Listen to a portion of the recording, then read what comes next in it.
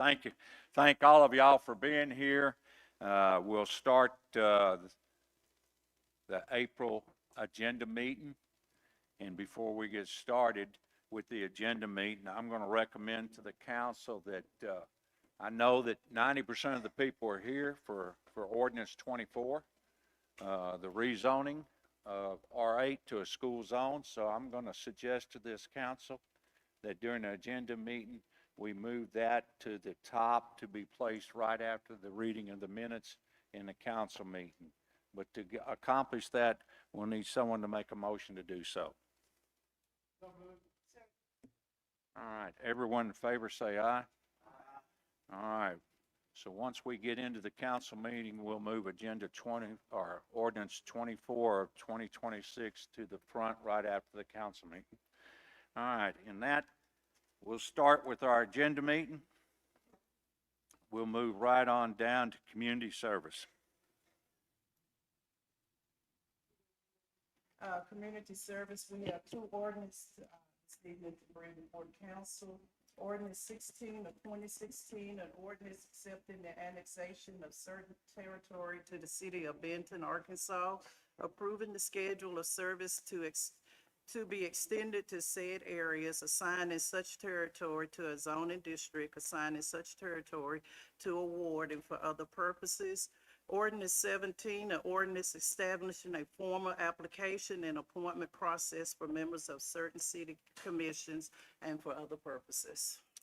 Anyone on the council have any questions about either of those?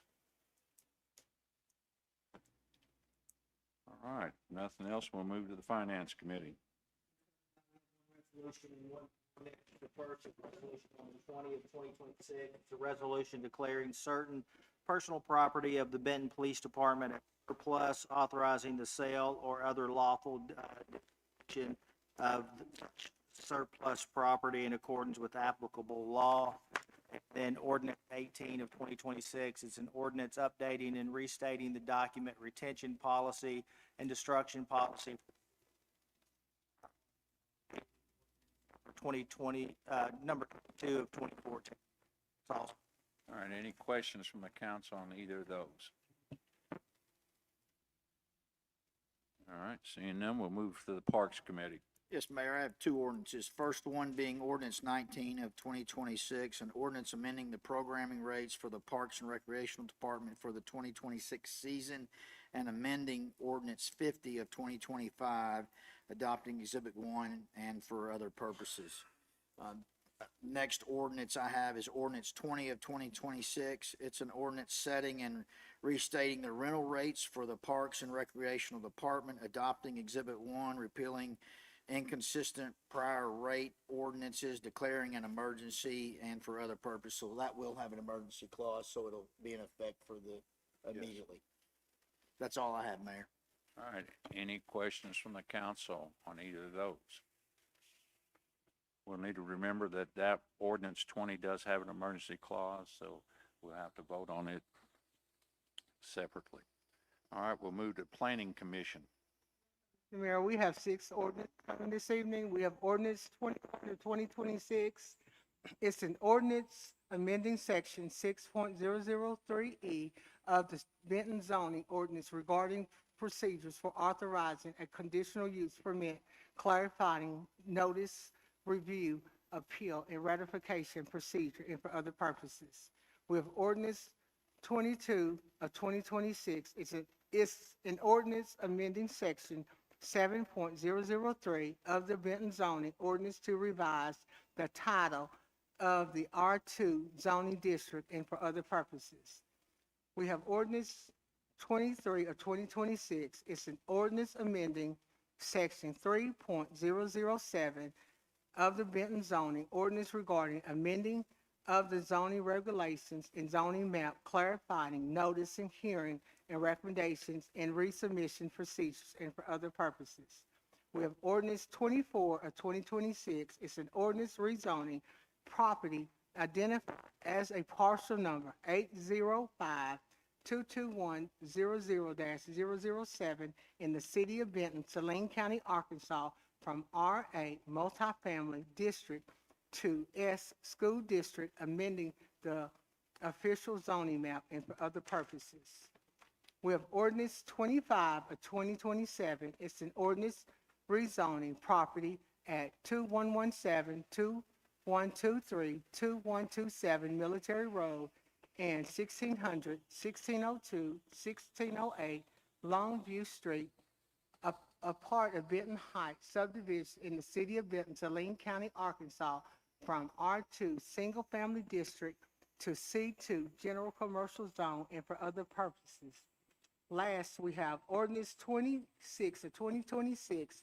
It's an ordinance granting a conditional use permit for a storage warehouse building to be located at 703 Southeast Street in the city of Benton, Arkansas, and for other purposes. And that's all I have, sir. Any questions from the council on any of these? All right, we'll move to the PUC Commission. Yes, Mayor. I have one ordinance and one resolution. Ordinance 27 of 2026. I'll start by saying I'll make a motion to read it by title only, because it's 20-plus pages long, and then I'll make a motion to adopt, so we'll have two separate motions that I'll make on that. But it's an ordinance authorizing the insurance and sales of public utility refunding revenue bonds to fund the outstanding bonds, providing for the payment and the principal of interest on the bonds, prescribing to the matter related to therein, and declaring an emergency, so that will have an emergency clause as well. And Stevens is here. I was going to say, we have a guest here to explain everything and answer all the questions for it. Right. And so that will be my ordinance. I have Resolution 21 of 2026, a resolution waiving competitive bidding for the authorization to purchase a multi-form, single-position, true three-phase meter test board for the utility department and for other purposes. All right, anyone from the council have any questions on either of these? Okay, we'll move to the street department. Yes, Mr. Mayor, I have two resolutions this evening. Resolution 22 of 2026 is a resolution authorizing City of Benton to enter into agreement with the Arkansas Department of Transportation, the removal of litter on highway right-of-way along Interstate 30, Section 22 in Saline County, and for other purposes. The second one being Resolution 23 of 2026. It's a resolution accepting the low responsive bid and awarding the contract to JCON for construction of the street department equipment shed, authorizing the mayor to execute the contract and related documents. And that's all I have this evening. All right, thank you, Mr. Ham. Any questions for streets? All right, hearing none, we are going to adjourn the agenda, and we'll start back up with the council meeting at 5:45.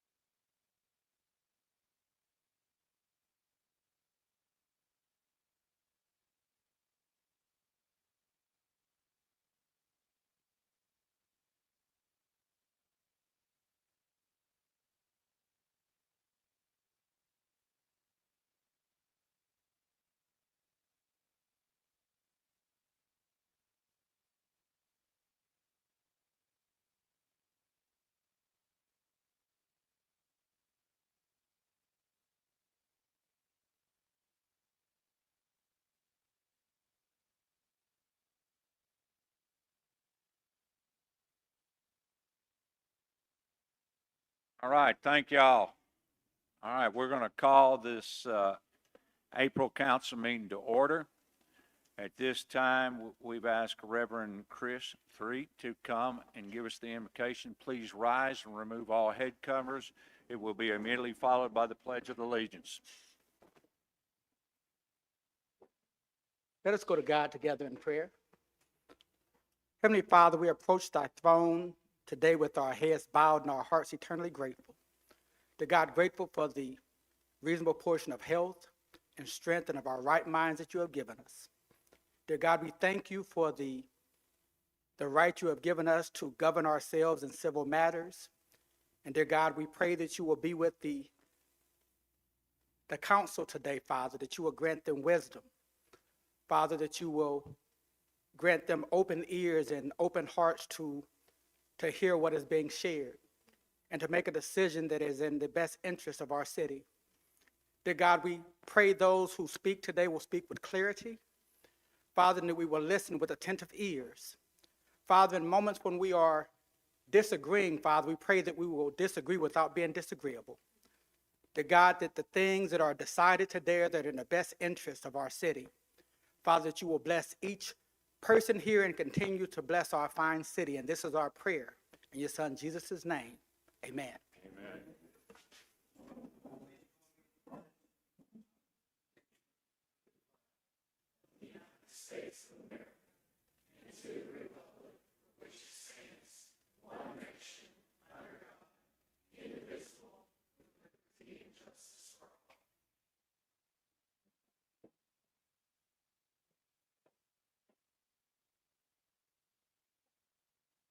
Roll call, please.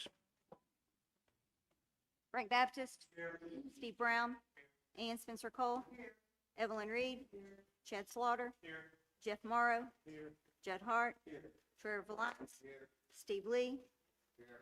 Jeff Ham. Be 10 present. All right. Do the FOIA statement, please. I affirm that I have not engaged in any prohibited discussion, deliberation, or polling regarding any item on this meeting's agenda outside of a properly noticed and open meeting in compliance with the Arkansas Freedom of Information Act as amended by Act 505 of 2025. Take roll. Frank Baptist. Yes. Steve Brown. Yes. Ann Spencer Cole. Yes. Evelyn Reed. Yes. Chad Slaughter. Yes. Jeff Morrow. Yes. Judd Hart. Yes. Trevor Valance. Yes. Steve Lee. Yes. Jeff Ham. And yes, Yes, sir. all right. You have in front of you the minutes from March the 16th regular meeting and April 21st special called meeting when we chose a replacement for Bill Donner. Do I have a motion to accept them? Second. All in favor, say aye. Aye. Minutes are accepted. All right, this time, during the agenda meeting, you voted to move ordinance 24 of 2026 to the front of the agenda, so we'll discuss it now. But before we do, I've been asked by the legal team representing Jesus Plus Nothing to remove myself as presiding over this ordinance. In doing so, I will honor that request, but I also want everyone to understand that by doing so, my city clerk and the city attorney were not elected to make a vote. She's here to take minutes and make sure we do things right. He's here to make sure we do things by the law. So, in saying that, Councilmember Reed, I will ask you to move forward by taking a motion and a second and a roll call vote of which council person will preside over ordinance 24 of 2026 at the request of the legal defense for Jesus Plus Nothing. Councilmember Reed? From the council to select a council member to preside over the meeting during the discussion and voting on ordinance 24.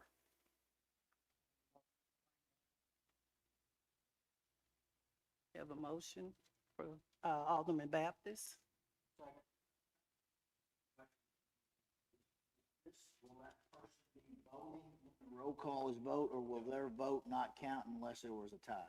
They would follow procedures to ensure that they, just like the mayor would be, so they would vote if it was a tie. Since it would be nine at that point. Yes. But it won't be because it's 9. Yeah. Any other questions? And just to clarify, the procedure under the law, the mayor cannot serve as the chair of the meeting, is for the clerk to serve. The first option, and it's not a requirement, the first option is for the clerk. The second option would be for the city attorney. And the third option is any elected official from the council voted on by the council. So that's by way of explanation. And that's where we're at. Because they were not voted on to vote on anything. That is not their job. That's not what they were elected to do. That's the reason. What? All right. We got, do you have a motion and a second? They could still do it without voting. They don't have to vote. Don't need to vote on it. Yeah. Alderman Lee? I don't see no reason why, say, Ms. Straisner can't do it. She's not voting anyhow. She might have to. In the event of a tie, She would have to vote. But if a council member sits in the seat and cannot vote, that's the way to go, because it would be impossible for a tie to be, because there'll be only 9 aldermen left. I will sit as the chair, but you need to understand from the very beginning, I was not elected to take votes on policies and will not vote. If there is a tie, I will not vote. And there's a motion and a second on the floor. Yes. I'd like to make a motion to nominate Steve Brown.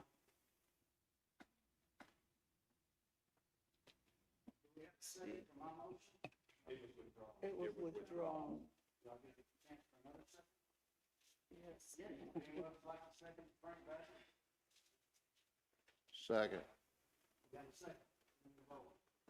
Did not Mr. Brown? Again, I still want to nominate Steve Brown for this chairperson. Can we do that? Yes. Okay. This is very confusing. Okay, so we're voting on Alderman Baptist chair, and we have a motion and a You second. might want to ask Alderman Baptist if he's willing to do it. No, I don't really want to. I'd prefer not. That's the reason why he nominated, Councilmember Brown. That's a maybe? That's a no. That's a firm no. So in light of the no, the question becomes, if you're willing to withdraw your motion, and if not, so we vote. I'm not willing to withdraw my motion. He is not. So we need to vote. Okay, so at this time, we would take a vote on Alderman Brown. Baptist, excuse me, Alderman Baptist chairing the meeting at this time.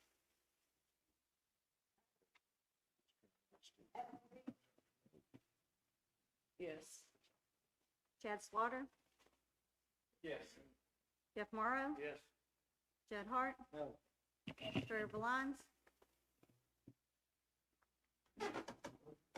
Steve Lee, Yes. Jeff Ham. Frank Baptist, No.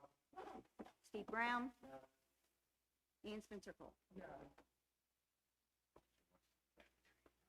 5-5. Doesn't pass, so we need to take another, we had another motion. Ms. Baptist, would you like to make your Yeah. nomination again? I'd like to nominate Steve Brown for this position. Okay, we have a motion and a second. Anyone else? Okay, we'll ask the clerk to take a Second, vote. one more time, second was, And Thank you, Mr. Sullivan, so.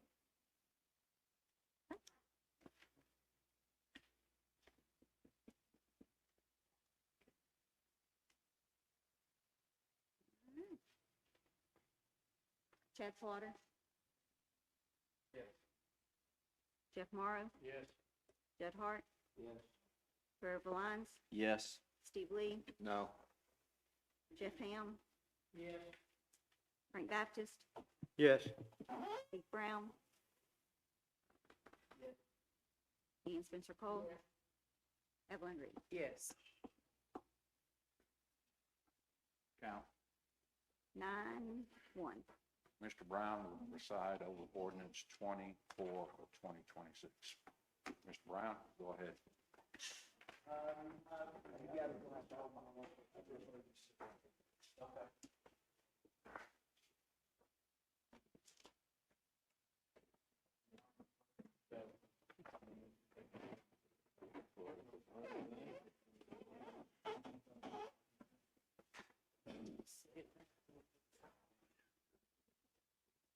Okay, unusual circumstances, not for sure, so, I guess, first thing we need to do, are there any motions relating to this ordinance before we open up for public comment?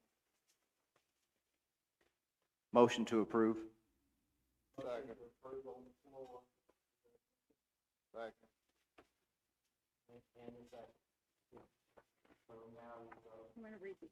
I'm sorry, yeah, read the ordinance. Okay. Ordinance number 24 of 2026. An ordinance rezoning property identified as parcel number 805-22100-007 in the city of Benton, Saline County, Arkansas, from R8 multifamily district to S school district, amending the official zoning map and for other purposes. Whereas Jonathan Hope and Brian Black, the applicants on behalf of Jesus Plus Nothing LLC, the property owner, filed an application with Planning Commission of the city of Benton, Arkansas, requesting the property described in Exhibit A, identified as parcel number 805-22100-007 be rezoned from R8 multifamily district to S school district. And whereas the Planning Commission set the application for public hearing on April the 7th, 2026, and notice of the public hearing was published, and additional notice was provided in accordance with Arkansas law and city requirements. And whereas following the public hearing, the Planning Commission recommended approval of the requested rezoning to the city council. And whereas the city council finds that the requested rezoning is consistent with the city's planning objectives, zoning regulations, the anticipated institutional use of the property, and the public health, safety, and welfare, now therefore be it ordained by the city council of the city of Benton, Arkansas. Section 1, rezoning, amendment of zoning map. The real property is described in Exhibit A attached hereto and incorporated herein by reference is hereby rezoned from R8 multifamily district to S school district. The official zoning map of the city of Benton, Arkansas shall be amended accordingly. Section 2, filing and map update. The city clerk and community development department are authorized to take such ministerial actions as are necessary to update the city's official zoning records and maps to reflect the zoning adopted herein. Section 3, repeal our ordinances, resolutions, regulations, and parts thereof in conflict with this ordinance are hereby repealed to the extent of such conflict. Section 4, severability. If any section, subsection, sentence, clause, phrase, or portion of this ordinance is declared invalid or unconstitutional by a court of competent jurisdiction, such portion shall be deemed a separate, distinct, and independent provision, and such holding shall not affect the validity of the remaining portions of the ordinance. Section 5, effective date. This ordinance shall take effect and be in full force 30 days after its passage, approval, and publication as required by law. Thank you. Before we begin, Mr. Chair, before we take comments, I would request the opportunity to make a statement about the legal aspects of the deliberations for tonight. please do. Members of the council, before we open for comment, I want to make a brief statement to you all about the legal framework that governs your deliberations for tonight.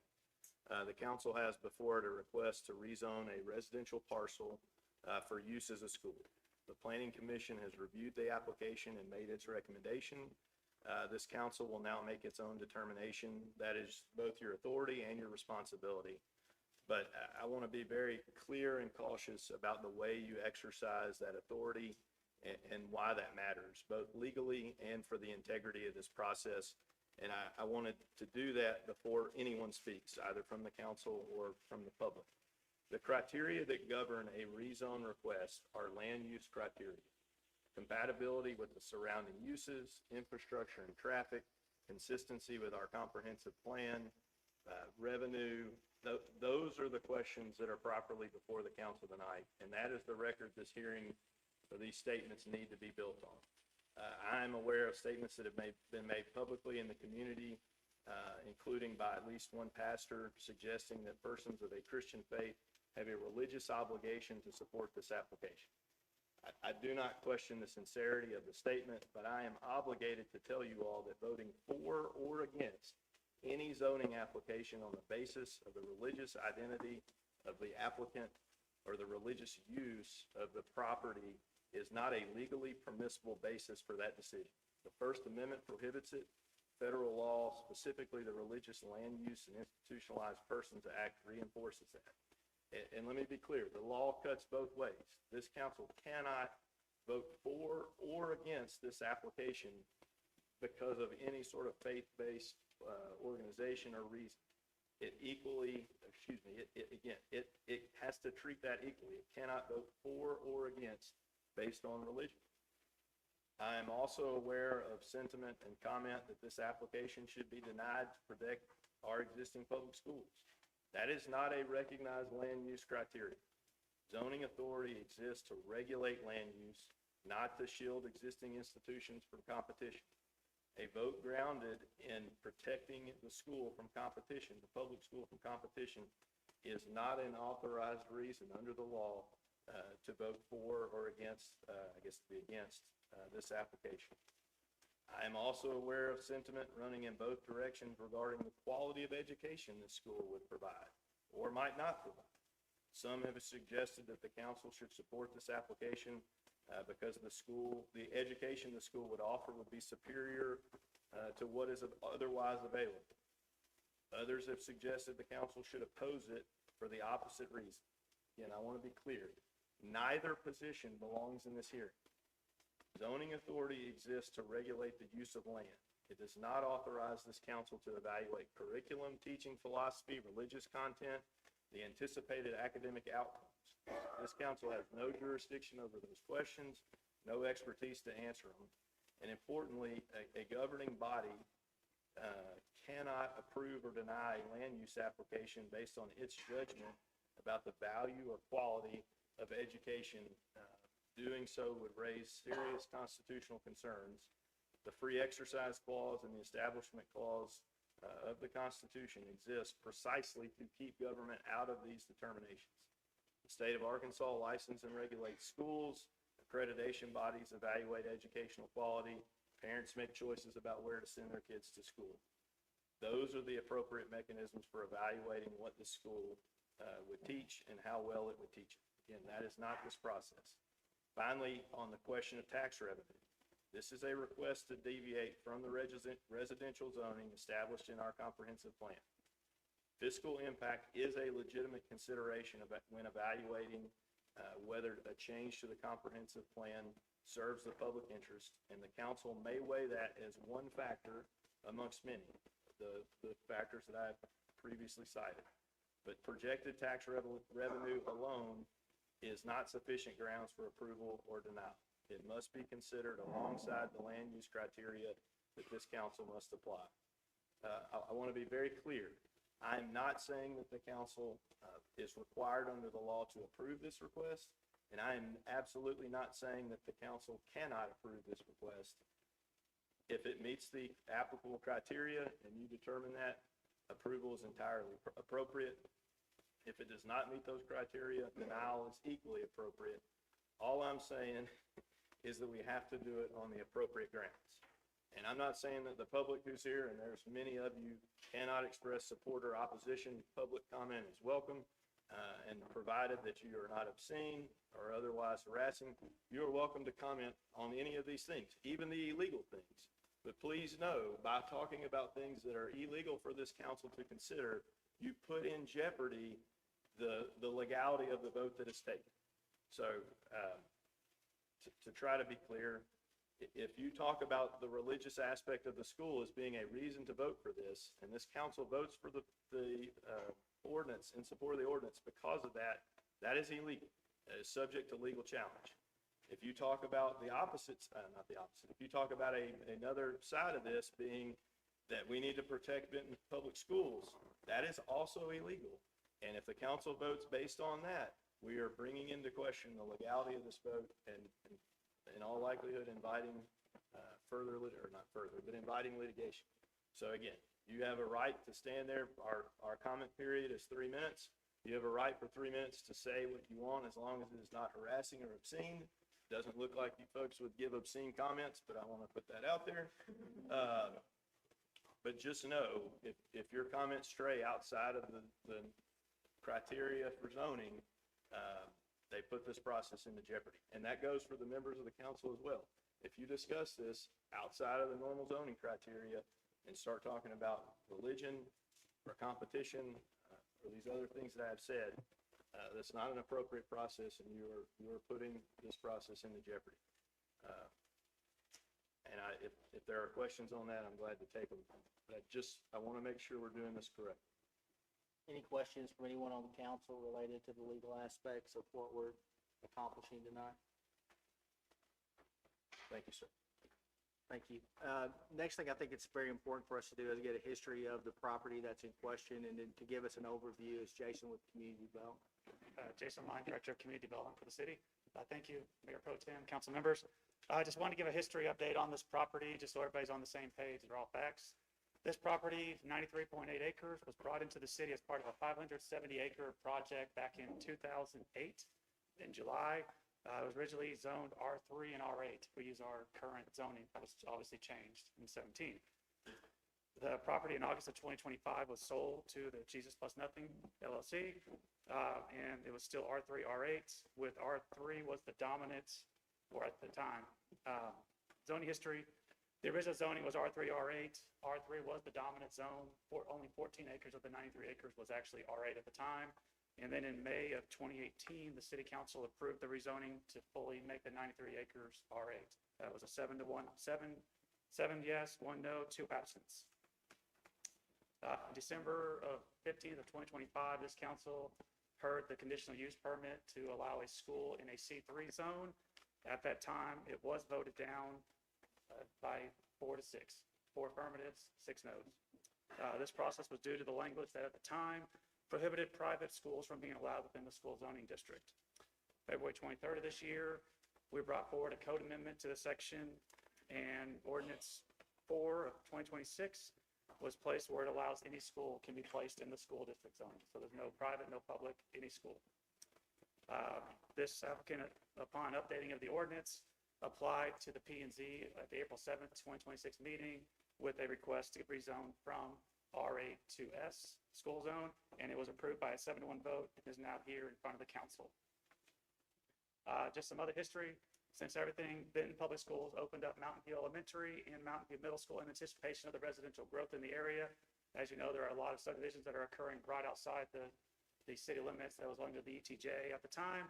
Unfortunately, Act 314 of 2025 has taken that jurisdiction away from us, but it has not stopped the growth outside of our city limits. And there's also currently a 60-acre piece of property off Mountain View that is in the process of annexation and is expected to be zoned residential. Also on that property, you have, in the area, you have the Saline County Career Technical School, has over 700 students from 7 different public school districts, 4 of which are in Saline County, 3 outside, as well as homeschoolers and private schools, and it also houses a police academy. So with that said, obviously the comprehensive plan at the time, the last update we had was 2020. As the city council well knows, this area has completely changed since 2020. 2020, it was called for a rather high density use of residential. Obviously, our comprehensive plan needs to be looked at with all the change that's going on in the area. We do have obviously a very large commercial venture going on across 229 from this property, expecting 5 million visitors once open in the first year. And there's also wanted to make sure that everyone knows this 93 acres that you can see on the map, it does not have frontage along 229. The frontage along 229 will remain C3. I know that's been a question that's been raised before. It's roughly about the first 300 to 400 feet is zoned C3 and will remain C3. So with that said, I just want to give a history update on this project so everybody's on the same page. And I'm open to any questions right now if need be, or welcome to come back to the microphone. Does anyone on the council have questions for Jason? All right, I think we're ready for public comment. I would ask a couple of things. One, I know passion is running high on both sides of the aisle, so to speak. It is a controversial issue at best. So I would like to request that everyone, encourage everyone that would like to speak either for or behalf, have an opportunity to do so and take advantage of that opportunity. Remind you that you've got a 3-minute time limit, but also ask that your plea, for lack of a better term, would advice given to us by city attorney and be respectful of that. So with that, we will begin. Would anyone like to address the council? Trevor, are you keeping time? Thank you. Good evening, Jonathan Hope with Hope Consulting, representing the application for Jesus Plus Nothing in this rezoning request. As previously mentioned, this property is currently zoned R8 multifamily. This is your highest density residential zoning district with 32 units per acre. So that is apartments. So in this case, with 94 acres, 32 units per acre, you're talking over 3,000 units of apartments that could be placed on this property now, and that actually would not have to come to you all for a vote. That is already zoned for that, so that could be approved with a site plan approval at Planning Commission for those 3,000 units. That is a far greater impact on traffic than the proposed school. So if traffic is a concern, this is an opportunity to vote for something that has less of an impact on traffic. Planning Commission earlier this month voted for moving this application forward. We met all the notification requirements to adjacent property owners, the signage, the newspaper. We did not have an adjacent property owner come to either meeting of notifications to talk against. None of the adjacent property owners were against this rezoning. Why did the Planning Commission move this forward? I've done quite a few of these, and it fits. There's precedent for it. We're proposing a large tract of land to have a school. Less than a mile away, you have multiple schools on School S district, zoning district. So it fits, it makes sense, there's precedent. I know this is a much busier room than usual, so it's a very hot topic, but I would say that this rezoning fits the requirements. We haven't had any pushback from adjacent property owners. I would ask that you guys follow with the Planning Commission and vote yes tonight for this. Thank you. Thank you. Anyone else? Hello. My name is Brian Black with BCOH Architects. I'm the project architect for this project. And if you had told me a year ago that a private Christian school was going to create such a splash in Benton, I just would have told you you're crazy.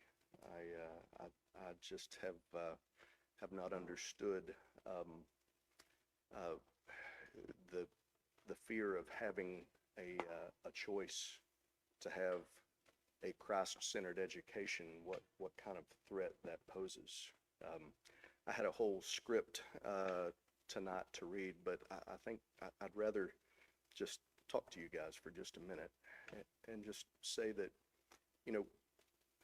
less than 7 miles from where I'm standing, there are 4 existing private Christian schools. You've got Our Lady of Fatima over on Sevier Street. You've got Saline Christian Academy in Haskell. You've got Arkansas Christian Academy in Bryant, and you've got First Lutheran Church Christian Academy, which is not only also on Interstate 30, but it was approved by the city of Benton less than 2 years ago. I know because I brought it to the city and put it through. So this is, this is another option that Benton has. And I've lived here my whole life, 54 years now, and I've been practicing architecture here for 30 years. And I have seen Benton grow in leaps and bounds in that period of time. It's awesome, the choices that we have now. Choices for where you go eat, where you get your clothes shop for, where you get your car fixed.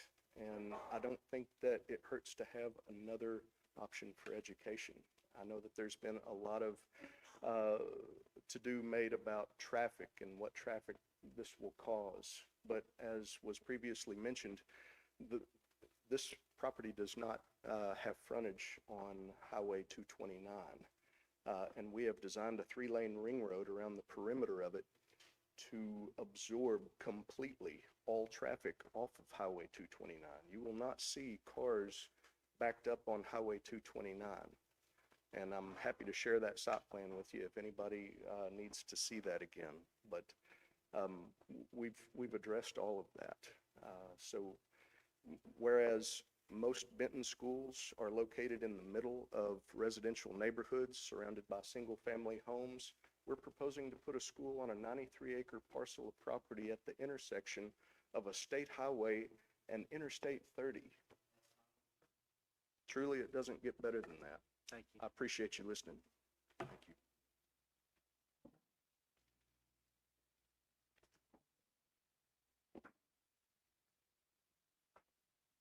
Jason Carson, Benton High graduate of 1995. I've been a part of this project since the beginning. I want to go on record with the beginning of this meeting when it was stated that Jesus Plus Nothing asked the mayor to not preside over that. That was not a formal request at all. And so I just want to make sure that that is in the minutes. And I would just like to say something really quick. This is just simply a city matter about whether a group who purchased land over a year ago now and followed all the steps, met with city leaders, addressed any and all questions about zoning and city needs, got approved not once but twice through the P&Z Commission, should be denied the right to build on land that they purchased. I'll save the rest of my time. Thank you.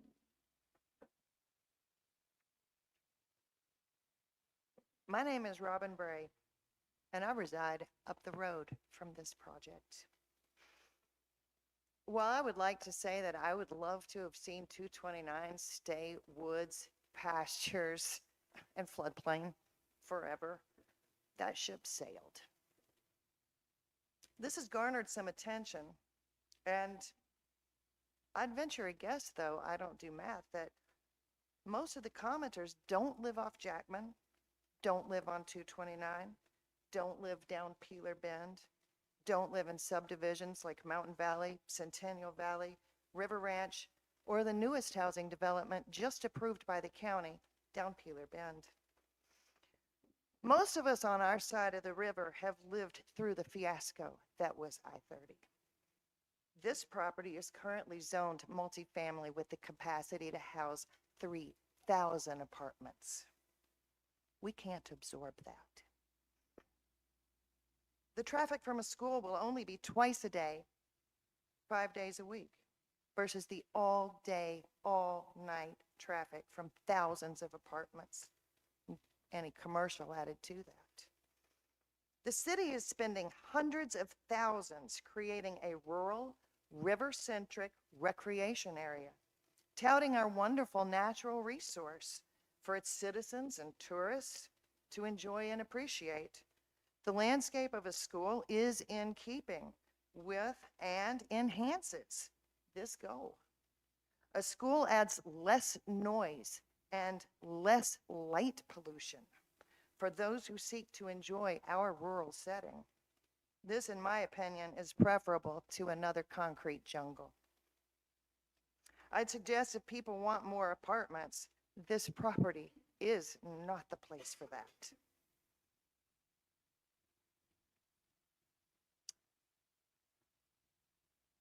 I'm going to leave out my next part, except to say that it is true that only recently we have approved some private schools. To deny this one after we've already set a precedent recently, well, you see how that looks. I will talk about what this will do in terms of bringing people to our city. We want economic growth. Well, that means we need people. And has anyone considered that a choice in education will draw people to Benton? Prospective residents who might not otherwise choose Benton will now give Benton a second look. And that's good for construction, home builders, real estate agents, and local businesses, all of them. That's people moving here who will live here, work here. Okay, can I add one more thing? No, ma'am, your time's up. Thank Okay. you. Anyone else?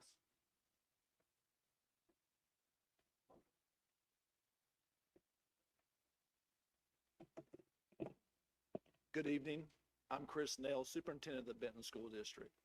Thank you for your time and for your responsibility you carry in making decisions that shape this community. Benton is the fastest growing city in central Arkansas. That does not happen by accident. It reflects strong city leadership and planning. It also reflects the strength of our public school system. Families choose to live here in large part because of the quality of our schools. I am here to share the financial impact this decision could have on the Benton School District and in turn the broader community. Our district is funded through a combination of state and local dollars, 57% from state and 43% from local dollars. The local portion matters. Roughly 42% of our total operating revenue comes directly from local property taxes and assessment. That means nearly half of what it takes to operate our schools is tied directly to this community. It's also important to note that when land is developed into residential, apartments, businesses, that increases local tax base and strengthens school funding. Schools, including private schools, do not pay property taxes, so that type of development does not contribute in the same way to the local assessment. Beyond funding, this is about children, all children. No matter what their economic status or special needs, we gladly serve every student every day. I am proud that our students receive a strong education in Benton, and I'm equally proud that they are taught character and moral responsibility by staff that invest in them both academically and personally. Student enrollment drives data. Over the past decade, Benton has experienced strong growth. Our schools grew alongside the city, reaching a peak of 5,804 students in the 22-23 school year. In 2023, that trend changed. We are now down 253 students, that equals $2 million in lost revenue. This decline is happening even as Benton continues to grow and even as our district maintains an A rating. There are 234 school districts in the state of Arkansas and 23 with an A rating. That puts Benton in the top 9% for all public schools in Arkansas. Each additional loss of student has a direct and immediate financial impact. At the same time, many of our costs do not decrease when enrollment drops. I also want to make you aware the Benton School District has committed approximately $65 million in the Mountain View area to build new elementary and middle schools designed to serve future growth based on the plans for residential development in that area. This decision is not only about building or a zoning change, it's about how the public resources. Strong public schools support property values, attract families, and this helps sustain the economic health of our community. And I live on Mountain View Road. Anyone else?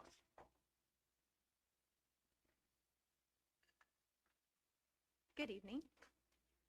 My name is Heather Spilliards, and I'm grateful for you to allow me the time to speak, and I humbly ask that my words will fall on open ears. You see, I'm coming to you as a mother of two, a Christian and a proud Saline County resident. As a nurse that has spent many years in the pediatric specialty, I can emphasize to you the importance of laying strong foundation in these developmental growth stages. Anyone that's ever watched a 4-year-old tie their shoe or seen the pride on a 6-year-old's face after reading their first book, they know these years are magical, but they're also crucial. Decades of research tells us that these early years shape the trajectory of a child's life. Precious brains are soaking up language and empathy and curiosity and confidence at a rate that's hard to imagine. In these years, children learn how to learn. They form their first friendships, they wrestle their first big feelings, and they start to ask questions that will guide them in their future. Every parent loves the why stage, right? But what about the who am I? Am I loved? What does what I do and matter and believe, does that matter? The age lays the foundation, and a foundation that must be taught not just at home. A Christian school is not only about Bible stories or prayer, it's about building foundational values, kindness, respect, responsibility, compassion. In a world where our children are exposed to so much so early, is it not a gift to be able to offer them a place where those values are not just taught, but they're lived out every single day? That too is the beauty of this school being non-denominational. It is not about serving one tradition or one church. The school would give us a chance to shape not just strong students, but good people. It is a partnership between parents, teachers, and the community as a whole. And for families like mine, faith is a part of that partnership. It isn't about closing anyone out. It is about giving Saline County parents a choice and children a chance to thrive in an environment that isn't just math and reading, but purpose and meaning. Right now, families who want this option are forced to drive to Little Rock. At just one Christian school in Little Rock, 58 students come from Saline County. And based on enrollment for next year, that number is growing, not just in that school, but in Christian schools across Little Rock. We risk sending the message that if families want choice, they have to look elsewhere. I want that for my family, and I don't want it for yours either. This school would keep families rooted here and show that our city values its children and it trusts its parents to make the best choices for them. I know questions and concerns, and I'm asking you, as leaders, as neighbors, as parents, please, let's give our children every chance to become what they are meant to be. Thank you. Ma'am, we didn't catch your name. Could you repeat your name? Heather Spilliard. Thank you. Respectfully to all, I would urge us to please stick with the criteria on which this committee decide competition for the school and religion, other things the Christian council cannot consider. Man, you got a first amendment right to say whatever you want to. I'm just, that's all we need. All right, thank you. Time starting now? Please introduce yourself. Okay, good evening, council members. My name is Lori Tudor. I'm a newly elected Benton School Board member. In early 2025, last year, I retired from the Arkansas Department of Transportation after 41 years of service as the director of that agency. I would like to present you with some facts to consider as you decide whether to rezone the property in question. And first, let me state that traffic generated by schools differs significantly from retail or residential areas in intensity, timing, and behavior. The Arkansas Department of Transportation recently completed reconstructing the exit 114 interchange for a taxpayer cost of $50 million. The interchange modification design was based on the 93 acres being zoned as residential and for also the construction of the Mountain View schools, among other parameters for that design. When Buc-ee's decided to build on the east side of Highway 229 within the interchange area, they were required to conduct a traffic impact engineering study to see if the existing interchange could manage the expected increase in traffic. The study included predictions for a major residential development across from their facility within that 93 acres. Based on the study's findings, Buc-ee's is investing between $10 and $15 million in roadway improvements to maintain an adequate level of service at this interchange, and Buc-ee's is funding these upgrades.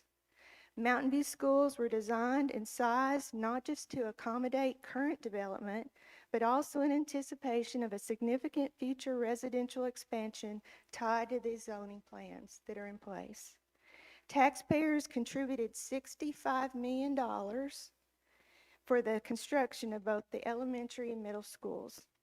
In summary, the current zoning plan has directed a major investment into this area, totaling $115 million from public taxpayer funds and an additional $10 to $15 million from private sources. The current plan, as is, will help address the need for affordable housing and will bring revenue to the city. I encourage the council to stay the course and remain committed to the existing zoning strategy. It's a good and solid strategy that makes sense. Please vote no to rezoning. Thank you for the opportunity to speak. Anyone else?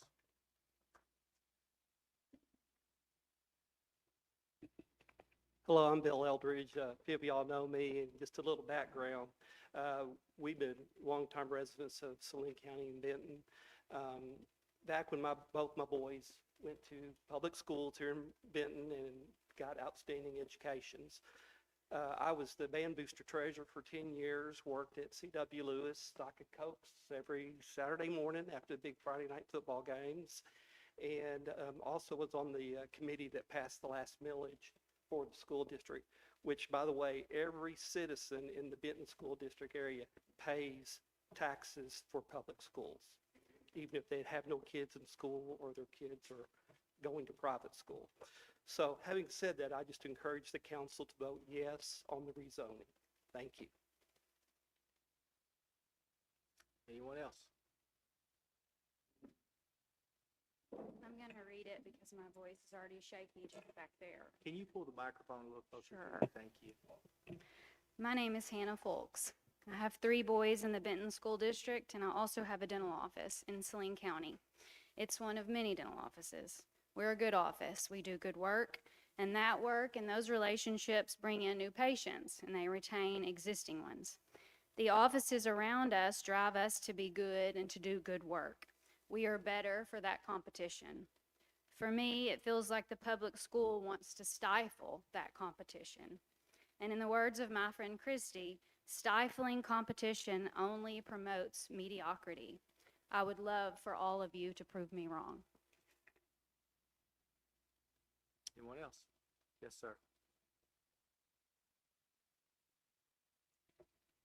Good afternoon, ladies and gentlemen. My name is Brad Hicks. I appreciate the opportunity to speak here today. I come as a citizen and I come as a dad who's had maybe not a unique experience with children. You see, I'm a foster parent, have some adopted children. We have a good variety of children with different traumas, different learning disabilities, and different needs. I was a big proponent of public school. I came from Bauxite, you know, not the sharpest crayon in the box, but I did okay in life. But what I've learned is there are some kids that need something a little different.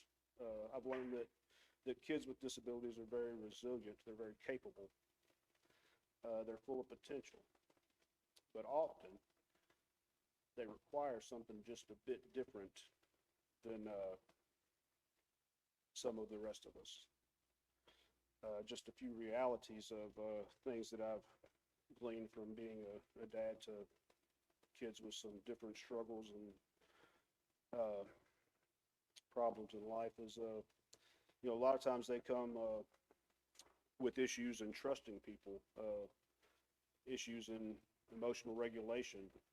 Just being consistent some days is tough. Large classrooms don't work so well for kids like that. Makes it very difficult for them to focus and connect or even just feel safe. You know, standard approaches don't always account for trauma-informed care or individualized attention. You know, as parents, as teachers, we're not just helping these kids to get by. We're really fighting for them to heal and to grow and hopefully to thrive in society. That's why having access to a Christian school with smaller class sizes, nurturing relationships, you know, is very, very vital and important for kids like this. You know, in the right setting, children who've experienced trauma, they can begin to feel safe again. students who struggle academically, can receive the individualized attention that they need.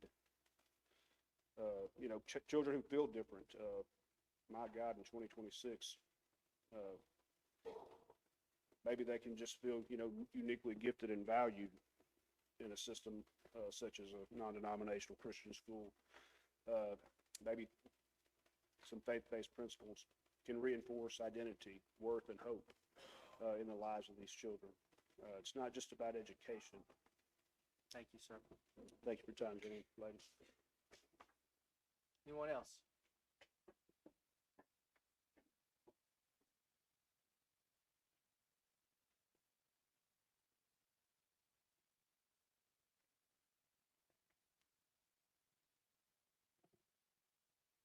Good.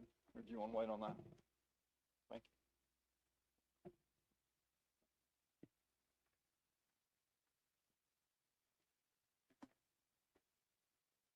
We need one more. Yeah.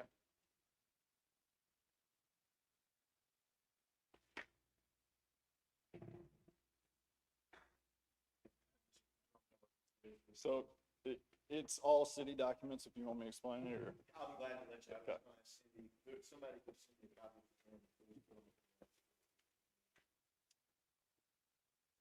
You ready?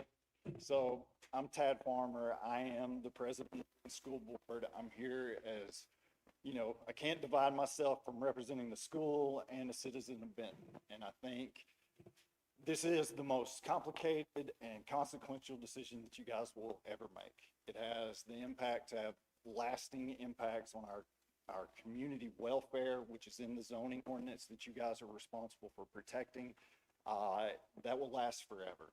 I think I would have gone to the Planning and Zoning Committee, but admittedly, I missed. I did go back when it was presented last time in the fall, and I will tell you that it did zero good.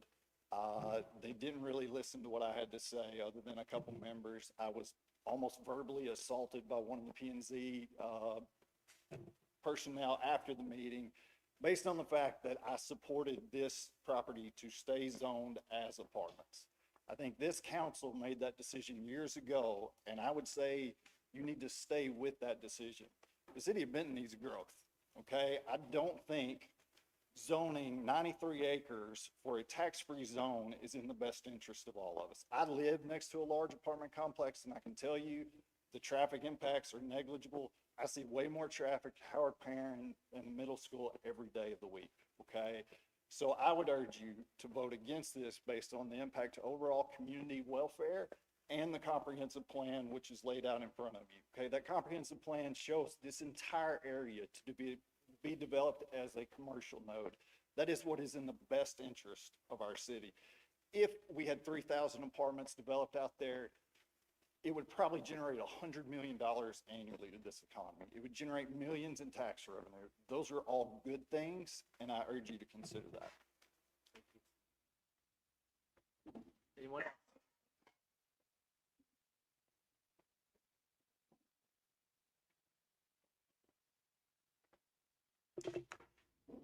Good evening, council members. My name is Jennifer Hill, and I'm speaking as a parent and lifetime resident here in Saline County. I have 2 kids at home and one that will be adding to the mix very soon. And I believe most parents in this room would agree with me when I tell you that there's no 2 children that are exactly the same, which is why I'm before you asking again to please trust these families to make the best decision for their own. The reality is that Benton doesn't currently have a faith-based option of this scale to offer this community. Keep families and their investments local. But I also want to share a separate perspective from my professional life. And I live in an insurance bubble where we evaluate complex risk every single day. But even in an industry that's naturally prone to conservative decision-making, where we could come up with quite literally every worst-case scenario in the book, we have to stop and ask ourselves the question, what is reasonable here? What does the data tell us? And in other words, what's possible versus what's probable? And I think it's fair to pose that same question here tonight. The opposing side raised some valid concerns that should absolutely be addressed through the proper channels. But tonight's vote is a zoning issue, and this proposal has met the criteria required for a favorable decision. Stepping back from hypotheticals and emotions and looking at what's actually in front of us, the facts and the data really do matter. This proposal has gone through the appropriate channels. It's been reviewed at the planning level. It's been evaluated for traffic impacts and infrastructure impacts. It's a defined use on a defined site with a very clear purpose. So I would ask you, please, to focus on what's been studied, reviewed, and presented before you. And when you compare this proposal to what's currently allowed under the existing zoning of high-density residential, it's also reasonable to ask which outcome better serves this community long-term, which creates a more stable and long-term benefit for the city of Benton as a whole. And further, will the decision made here tonight be based on land use and planning or on concerns that fall outside the scope of zoning? I would ask you to thoughtfully consider the most probable and reasonable outcomes. This is a good thing with meaningful upside for this community, and it's also the right decision. Strong education systems can continue to thrive even with additional options. So let's support strong schools in general and expanded opportunity. Those ideas are not in conflict. Support families, let families decide, and keep families spending their dollars here. And I ask that you vote in favor of the rezoning. Thank you so much for your time. Thank you. Is there anyone else that would like to speak?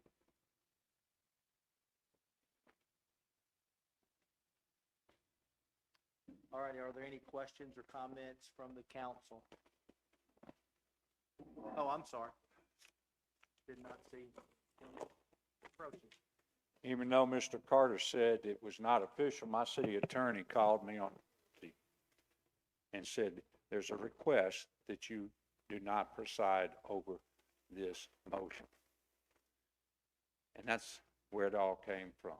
He told me it came, no, I know what you said. That's where he told me it came from. Whether it was official or unofficial, there was a common sense meeting, and Mayor Farmer had a conflict because of the sun. And I was asked how it would be handled. We were gonna follow the procedure that we had followed tonight. So I don't care whether that's classified as official or unofficial. The mayor and I made a decision to avoid any appearance of enterprise. Yes. Well, I also want to make it on record that it was requested because my son, Tad Farmer, is the president of the school board, and it was felt like I was too close to my son, which is a compliment as far as I'm concerned, because I am close to my son. Start my time. Guess I need to put my glasses on. You know, I think our city attorney has made it clear that the decision that is made here tonight is not against Christianity or for Christianity. But the decision made tonight should solely be based on what is best long-term for our community. That's the only thing that should be considered. The council has an obligation to approve what's best fits an area based on information you receive. They have an obligation to vote on the issue that not only affects the population of today, but also affects generations down the road by deciding what best fits an area. This is not a unique situation because the council just last month disapproved rezoning for some multifamily things. The vote taken here tonight is truly about what is best for generations to come, not tomorrow. Thank you. Is there anyone else that would like to speak?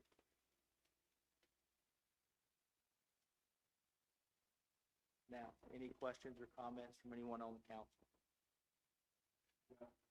Mr. Valance? Does anybody know if the Benton School Board voted as a whole on their thoughts on this proposed rezone? What was the outcome of that vote? Ted, could you step to the mic so that we can have it on record, please? Yeah, I'm glad you asked that. This past, last week, we entered into an action item to approve myself to come and speak on behalf of the board, and it voted unanimously, I believe. Any other questions? That's it. Okay. Any other questions or comments? Mr. Slaughter?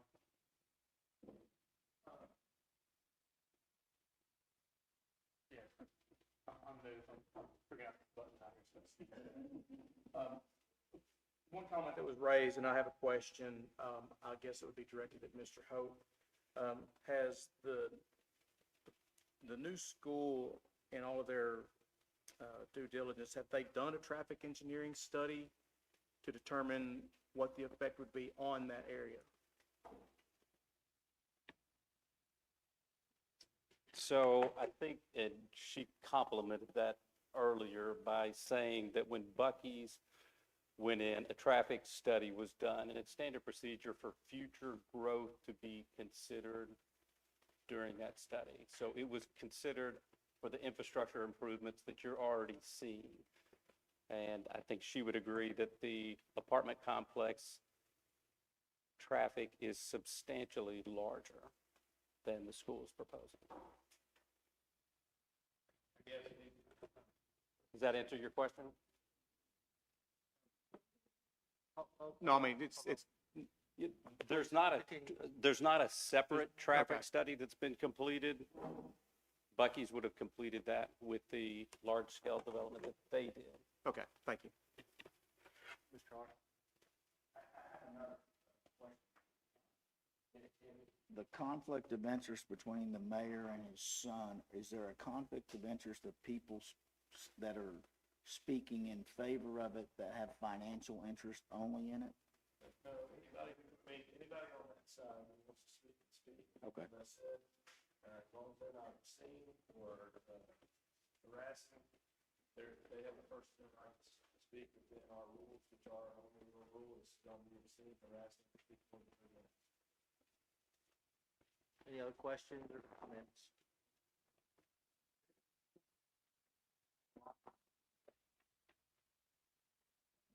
I've got a question about the comprehensive plan that we have been provided with. And I'll be happy to give you a copy to look at it for ease of access. Thank you. So I understand this is a guiding document, and you mentioned, of course, this was done in 2020, probably does need some updating on our end. If we look at the parcel where Bucky's is located, what does that have there? Well, that parcel is not shown because it was annexed in post 2020. That's why it's grayed out right there next to it. So you have the yellow, and then right across the green, which is Highway 229, would be where Bucky's is. But Bucky's was not in the city, that property was not in the city at the time. And then when it came into the city, I believe the council chose to zone that C3. Thank you. Any other questions or comments, Mr. Slaughter? If I might ask Ms. Tudor a question, since you kind of at reference what you had said earlier, would a comprehensive engineer, what was the proper, a traffic engineering study that Bucky's did, would it take into account the R3 or this development? And it's just because I'm trying to figure out. Bucky's traffic study took into account the residential zoning of that property and the traffic that would be generated based on that residential development. School traffic is completely different than residential traffic. And so a comprehensive engineering analysis would need to be done to determine whether or not that interchange could stay at the same level of service. Now, I know they say that they don't have any frontage on 229, but those cars going to that school would definitely need to get onto 229 to either get onto I-30 or to go back towards Benton on 229, the old way. But anyway, all I can tell you is Bucky's did their improvements, came up with their improvements to keep everything going well based on a residential development. Anyone else? Comments or questions? The public comment time is, if somebody asks you a question, you can answer. Council.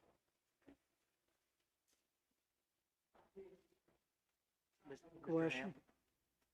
Thank you, Mr. Brown. When it's mentioned about traffic, it's my understanding that the school will be kindergarten through 3. to start with. Which, how many students would that?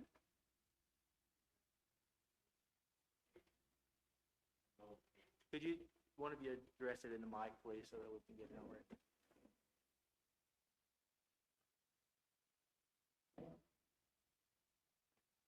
Yes, Mr. Ham, kindergarten through third grade, and our projection would be 80 students. 80 students for Yes, sir. first year?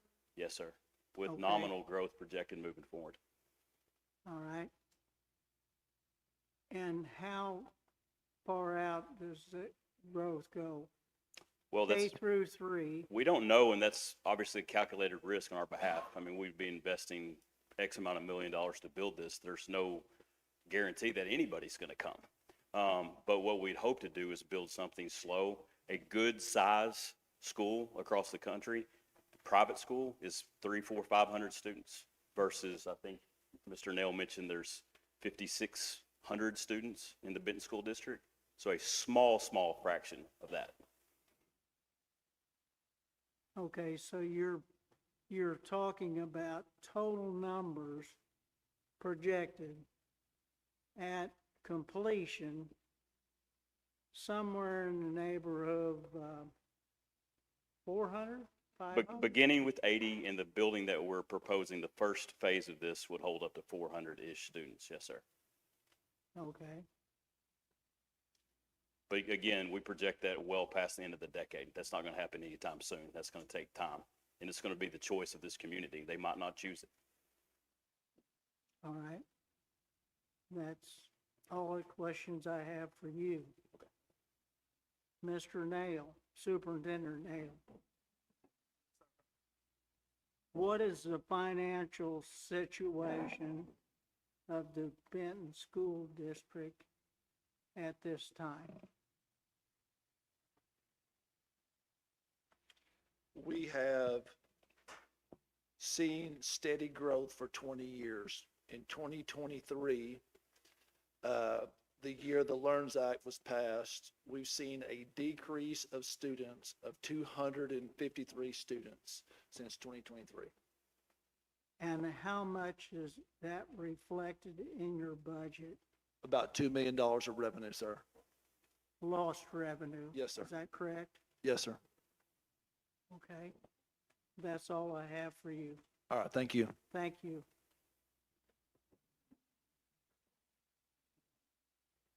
Mr. Ham, are you finished? I believe I had extra time left when I spoke earlier. No, sir. Public comment is over. It would have to just be responding to a question. Mr. Ham, do you have further questions, or are you done? The further question was Okay. for Jason. Okay. For Jason? Okay. How much will the, I said, Jason Carson. Yeah. I'm sorry. Okay, sorry.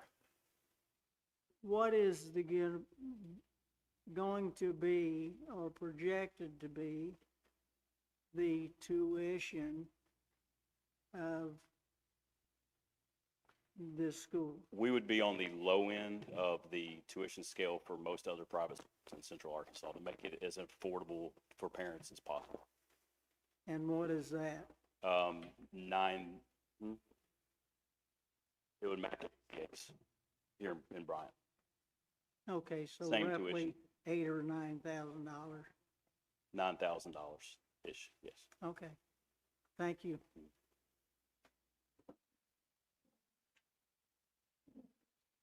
Mr. Ham, just want to remind you that according to the definition from Mr. Drennan, you can't use that in determining your vote. That information would determine your vote. No, it was just an Just informational Okay. fact Thank you. for Mr. Lee? everyone here. There was a decrease, 256 or something. To what? 253. 253? Yes, sir. Is that decrease because some families moved somewhere else? Or those 253 students went to another school? Well, the change was that for 20 years, Benton saw steady growth. And so I can't tell you exactly whether it was that they moved, but I can tell you that for 20 years, the school district grew until 2023, and now we've decreased. Well, the increases for all that time, was it 200 to 300 a year increase, or did one year they increase 400? Well, Because just cherry picking one decrease year right. is, Well, it's not 1 year, it's a 3-year total here. So it's trending that way. 253, but you may have, the previous 5 years increased, way above that, So I'm just, but you don't know where, I'm considering, I figured they moved off. Yes, I mean, families do move. That happens all the time. Okay, that's all. Any other questions or comments from the council? If not, I think we have a motion and a second to approve, and we're ready for a roll call vote. I just want to make clear, nobody wants to vote yes, changes the zone from the RA multifamily to school. And vote no, the zoning the same. Thank you. Mr. Stroshman?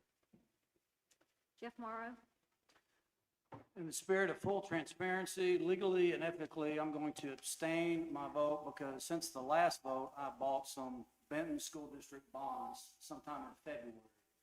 And so for that reason, I will abstain. Judd Hart, No. Trevor Valines, Yes. Steve Lee, Yes. Jeff Ham, Yes. Frank Baptist, I see no changing in the current zoning. Don't believe it's in the best interest of the general public. Therefore, I see no reason to change the current zoning. My vote is no. Ann Spencer Cole, No. Evelyn Reed, No. Chad Slaughter. No. Mr. Count? So we'll go with the 3 in favor of the ordinance is not passed. All right, there we have the motion has failed. And We give up here for the mayor to come back, if anybody wants to leave and take a 5 minutes.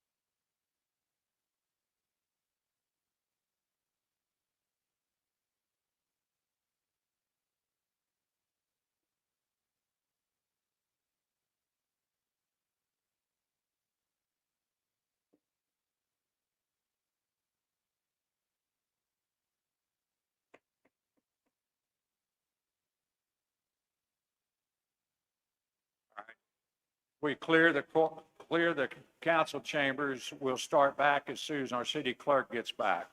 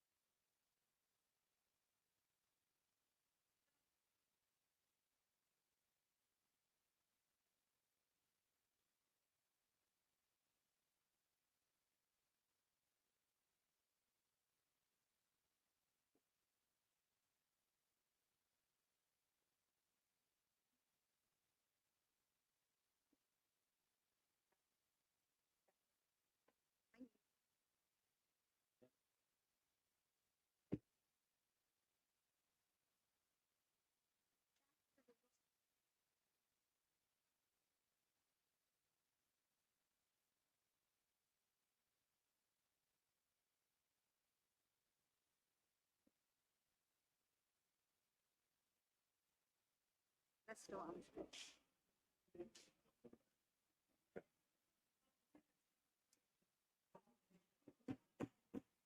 All right, I know we're one short, but it is 7:05, so in order to move the business ahead for the city, we'll convene with Community Service Ordinance 16. Ms. Reed. Yes, sir. At this time, the chair will entertain a motion to read and adopt ordinance 16 by title only. All right, we have a motion and a second to read and adopt ordinance 16 by title only, please. Okay, we're going to take roll call on the motion to. Read by title. Yes, sir. All right. Judd Hart. Yes. Trevor Valines. Yes. Steve Lee. Yes. Jeff Ham. Yes. Frank Baptist. Yes. Steve Brown. Ann Spencer Cole. Evelyn Reed. Yes. Chad Slaughter. Yes. Jeff Morrow. Is that everyone? Yes, sir. Okay. All right, we'll read and adopt it by title only. That passed. Ordinance number 16 of 2026, an ordinance accepting the annexation of certain territory into the city of Benton, Arkansas, approving the schedule of services to be extended to said area, assigning such territory to an R2 zoning district, assigning such territory to a ward, and for other purposes. All right, this is assigned to Ward 1. It's R2 single-family housing. It's the property located off North Shore of Harper Road. Any questions or comments from the public? Yes, ma'am. Come state your name, please. Brooklyn Parker. I'm an attorney at the Owens and Parker Law Firm. I filed the petition for this. I just wanted to make my presence known if you guys had any questions. All right, thank you. All right. And Didn't all of North Shore remember the judges? And I just want to make sure that the judges, the judges orders all of North Shore and that road, so, to be annexed. So, all of North Shore, because part of North Shore is in the county, and the judge signed an order that said all of North Shore and Harper Road could be annexed into the city.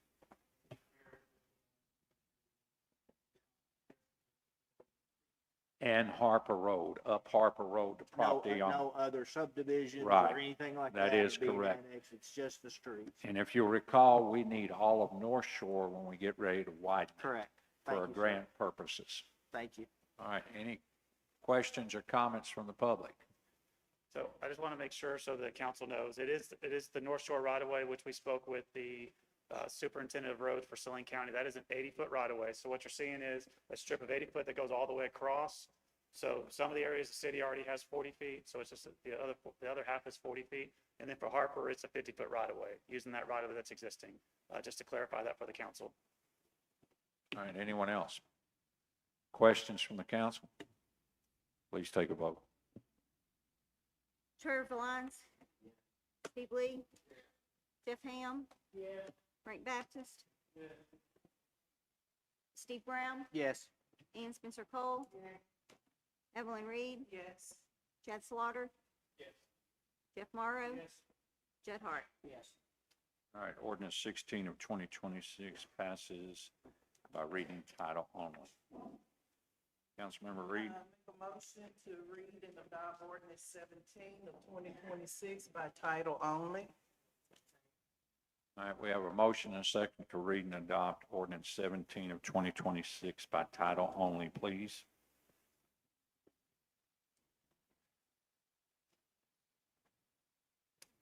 We're going to take roll on title only. Steve Lee. Jeff Ham. Frank Baptist. Steve Brown. Ann Spencer Cole. Evelyn Reed. Yes. Chad Slaughter. Yes. Jeff Morrow. Judd Hart. Trevor Lyons. All right, to read and adopt by title only has passed. Read the title, please. Ordinance number 17 of 2026, the ordinance creating a formal process for appointing commissioners to the city commissions and for other purposes. The purpose behind this is we have 5 commissions and everyone pretty well did their own thing about coming up with a name. This formalizes a process so it'll be consistent among the city of getting commissioners appointed to the position.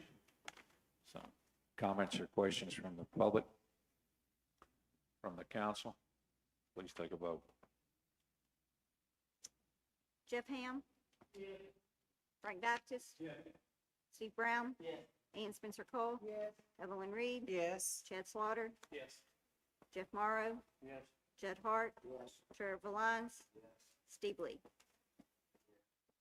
All right, ordinance 17 of 2026 has passed. Anything else, Councilmember Reed? No, sir, that's it. All Thank right. you. Thank you. We'll move to the Finance Committee. Yes, sir. I'd like to make a motion that we read and adopt resolution number 20 of 2026. All right, we have a motion and a second to read and adopt resolution 20 of 2026, please. Resolution 20 of 2026, a resolution declaring certain personal property of the Benton Police Department as surplus, authorizing the sale or other lawful disposition of such surplus property in accordance with applicable law and for other purposes. I believe, Chief, correct me, there's about 182 different kinds of items on the list to be sold in this way. Comments or questions from the public? From the council? Hearing none, please take a vote. Frank Baptist. Yes. Steve Brown. Yes. Ann Spencer Cole. Yes. Evelyn Reed. Yes. Chad Slaughter. Yes. Jeff Morrow. Yes. Judd Hart. Yes. Trevor Lyons. Steve Lee. Jeff Ham. All right, resolution 20 of 2026 has duly passed. Councilmember Brown? Yes, sir. I'd like to make a motion that we read and adopt ordinance number 18 of 2026 by title only. We have a motion and a second to read and adopt ordinance number 18 of 2026 by title only. We'll have to vote on the title only, please. Steve Brown, Yes. Ann Spencer Cole, Yes. Evelyn Reed, Yes. Chad Slaughter, Yes. Jeff Morrow, Yes. Judd Hart, Yes. Trevor Valines, Yes. Steve Lee, Yes. Jeff Ham, Yes. Frank Baptist. Yes. All right, it passes to read and adopt by title only. Please read it. Ordinance number 18 of 2026, an ordinance updating and restating the document retention and destruction policy for the city of Benton, Arkansas, repealing ordinance number 22 of 2014 and for other purposes. And this is just to help clear up language to make it better for everyone involved. So, questions or comments from the public? From the council? Please take a vote. Ann Spencer Cole, Yes. Evelyn Reed, Yes. Chad Slaughter, Yes. Jeff Morrow, Yes. Judd Hart, Yes. Trevor Valines, Yes. Steve Lee, Yes. Jeff Ham, Yes. Frank Baptist, Yes. Steve Brown. Yes. All right, ordinance number 18 of 2026 is passed. Anything else, Councilmember Brown? No, sir, not tonight. All right, we'll move to the Parks Committee. Yes, Mayor, I'd like to make a motion we read and adopt ordinance 19 of 2026, please. We have a motion and a second to read and adopt ordinance number 19 of 2026, please. Ordinance 19 of 2026, an ordinance amending the programming rates for the Parks and Recreation Department for the 2026 season, amending ordinance number 50 of 2025, adopting Exhibit 1 and for other purposes. Whereas the City Council has determined it is in the best interest of the city to update certain Parks and Recreation programming rates for the 2026 season, now therefore be it ordained by the City Council of the City of Benton, Arkansas. Section 1, amendment of prior ordinance. Ordinance number 50 of 2025 is hereby amended to revise the Parks and Recreation programming rates set forth in Exhibit 1 attached hereto and incorporated herein by reference. Exhibit 1 governs the rates for the programs listed therein, and all provisions of the ordinance number 50 of 2025 not expressly amended by this ordinance shall remain in full force and effect. Section 2, use of fees. Fees collected pursuant to Exhibit 1 shall be deposited and used by the Parks and Recreation Department for its lawful operations, programming, maintenance, staffing, and related expenses. Section 3, administrative implementation. The Parks and Recreation Department is authorized to administer the rates adopted herein in accordance with applicable city policy concerning registration, cancellations, refunds, scholarships, or fee waivers if authorized by separate policy and related program administration, provided that no rate adopted by ordinance shall be changed except by further action of the City Council.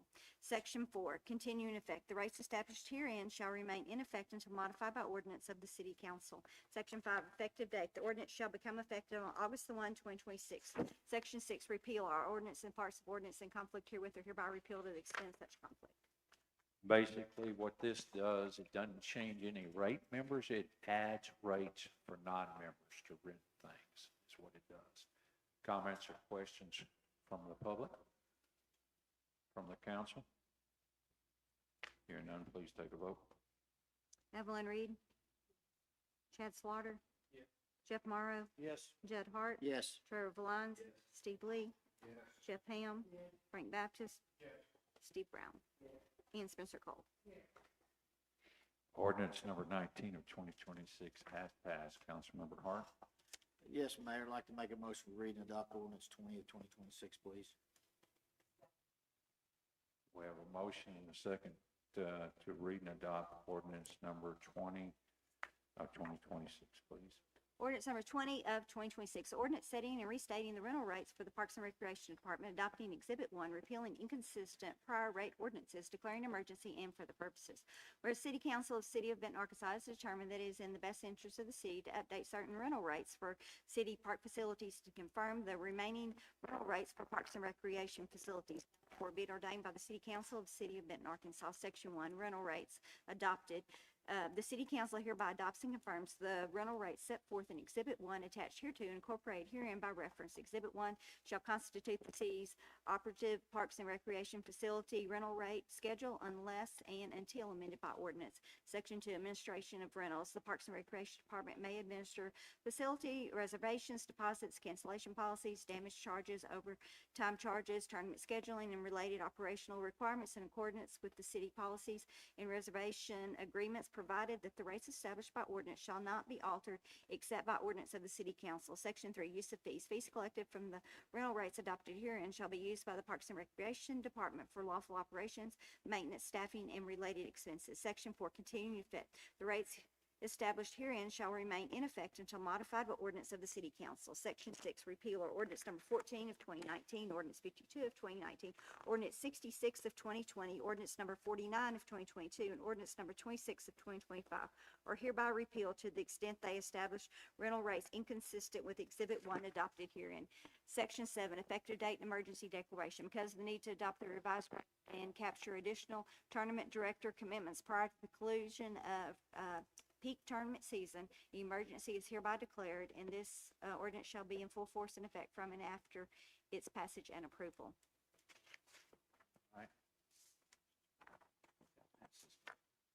All right, before we move on, I just want to say that this is lowering the rates per field from $150 to $125, removing the 17-hour charge that we would do for grounds and maintenance, with hopes that it will bring more tournaments to the city of Benton. Any questions or comments? Let's take a vote. Chad Slaughter? Yes. Jeff Morrow? Yes. Judd Hart? Yes. Trevor Valines? Yes. Steve Lee? Jeff Ham? Frank Baptist? Steve Brown? Ann Spencer Cole? Evelyn Reed. Motion to approve the emergency clause. Second. We have a motion second to approve ordinance 20 of 26 with an emergency clause. Jeff Morrow? Yes. Judd Hart? Yes. Trevor Valines? Steve Lee? Jeff Ham? Frank Baptist? Steve Brown? Ann Spencer Cole? Evelyn Reed? Chad Slaughter. All right, ordinance 20 of 2026 has passed with an emergency clause. Anything else, Councilmember Hart? No, sir, Mayor, that's all I have. All right, planning commission? Read ordinance 21 to 26 by title only. Second. We have a motion and a second to read and adopt ordinance 21 of 26 by title only.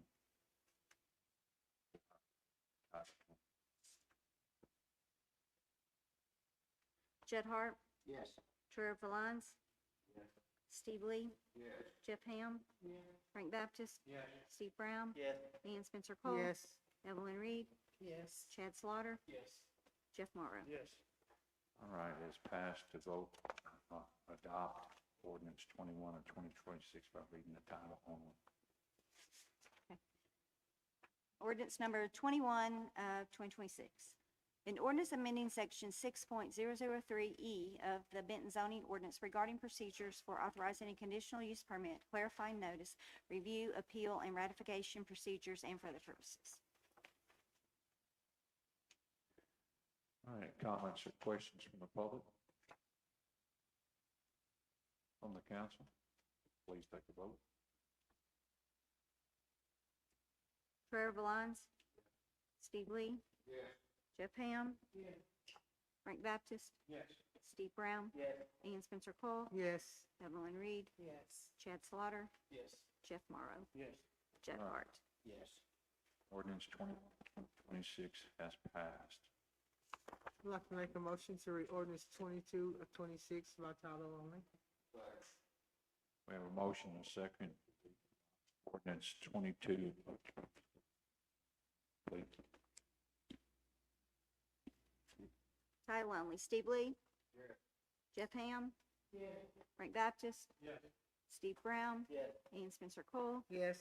Evelyn Reed? Yes. Chad Slaughter? Yes. Jeff Morrow? Yes. Judd Hart? Trevor Valines. All right, please read the title.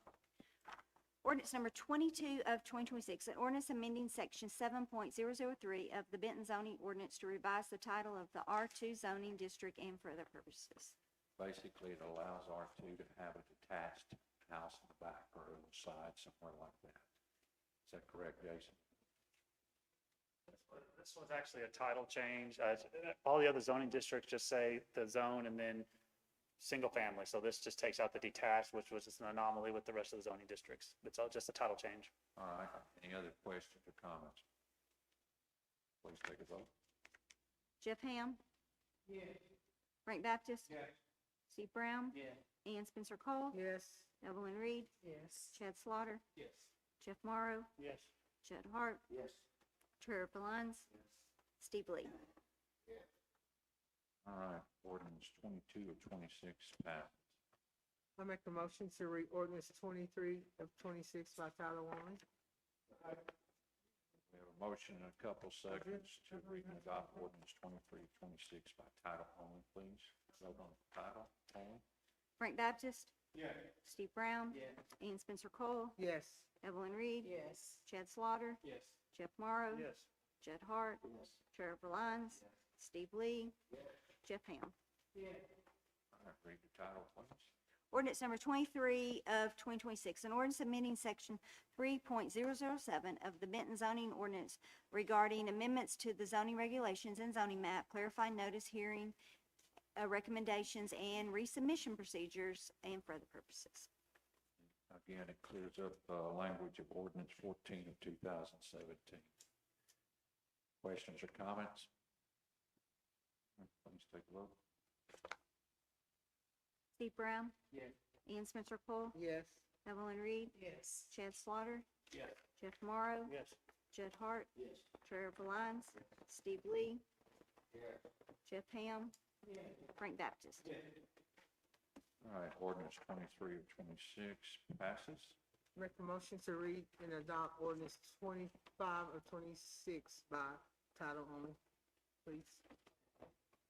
We have a motion and a second to read and adopt ordinance 25 of 26 by reading the title only, please. Let's vote on reading by title only first. Ann Spencer Cole. Yes. Evelyn Reed. Yes. Chad Slaughter. Yes. Jeff Morrow. Yes. Judd Hart. Yes. Trevor Lyons. Steve Lee. Jeff Ham. Frank Baptist. Steve Brown. Yes. All right, read the title, please. Ordinance number 25 of 2026. An ordinance rezoning property at 2117, 2123, 2127 Military Road in 1600, 1602, and 1608 Longview Street, a part of the Benton Heights subdivision in the city of Benton, Saline County, Arkansas, from R2 Single Family District to C2 General Commercial Zone and for other purposes. And I believe it's always been used for that. Is anyone here that'd like to speak for this or against this?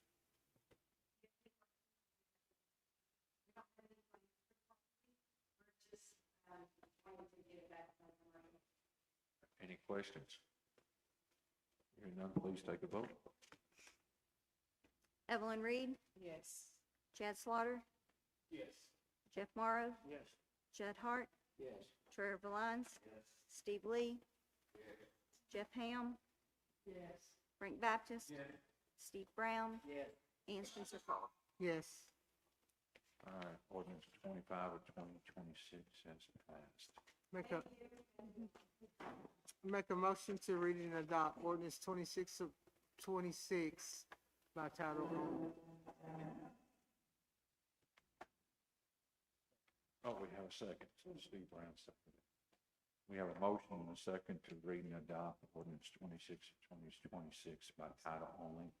Vote on the title only part, please. Chad Slaughter. Yes. Jeff Morrow. Yes. Judd Hart. Yes. Trevor Lyons. Steve Lee. Jeff Ham. Frank Baptist. Steve Brown. Yes. Ann Spencer Cole. Yes. Evelyn Reed. Yes.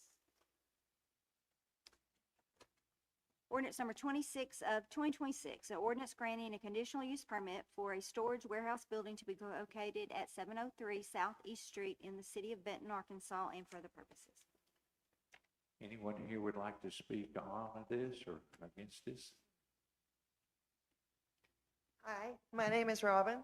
This is my friend Wade, and this is for his business because they are sadly out of storage space.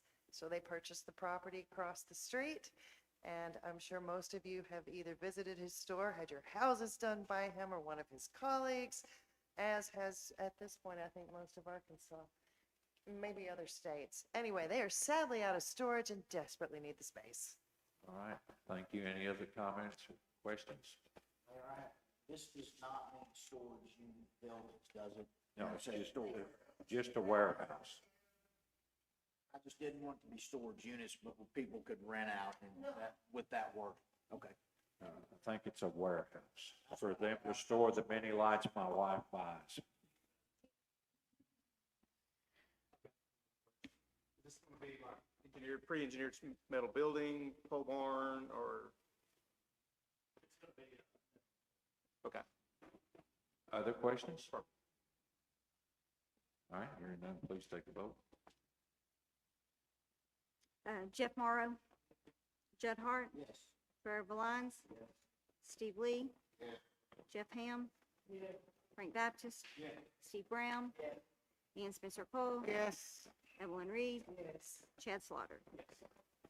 All right, ordinance 26 of 2026 is passed. Sorry y'all had to wait so long. All right, PUC Commission.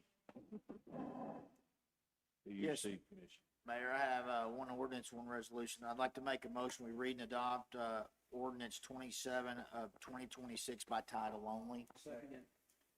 All right, we have a motion and a second to read and adopt ordinance 27 of 26 by title only. We'll vote on the title only first, please.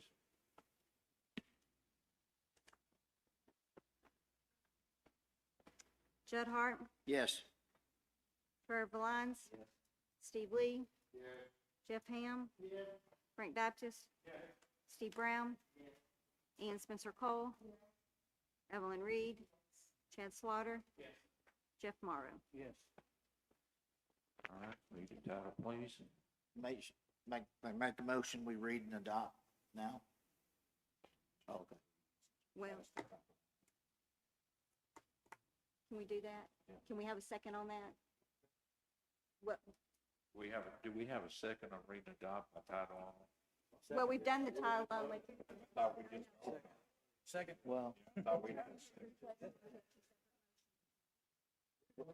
we just made a motion to read by We did. title only.